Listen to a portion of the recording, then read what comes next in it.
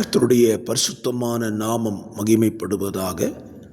தினமும் காலை ஒரு நிமிட தேவ செய்திக்கு உங்களை அன்புடன் வரவேற்றுக் கொள்கிறேன். தேவ ராஜ்யத்திற்குள் நாம் பிரவேசிப்பதற்கு நமக்கு தேவையான தகுதி பரிசுத்த ஆவியினாலே நாம் நிரப்பப்பட வேண்டும்.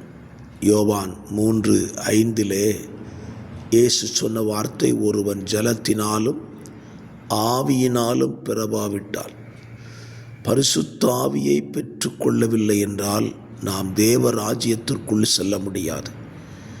ஆகவே இந்த காலவேளையில் நீங்கள் ஒவ்வொருவரும் பரிசுத்த ஆவியினாலே நிரப்பப்பட வேண்டும்.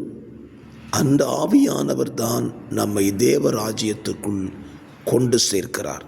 பரிசுத்த ஆவியை பெற்றுக்கொள்ளுங்கள், தேவ ராஜ்யம் சொந்தமாக்கிக் கொள்ளுங்கள்.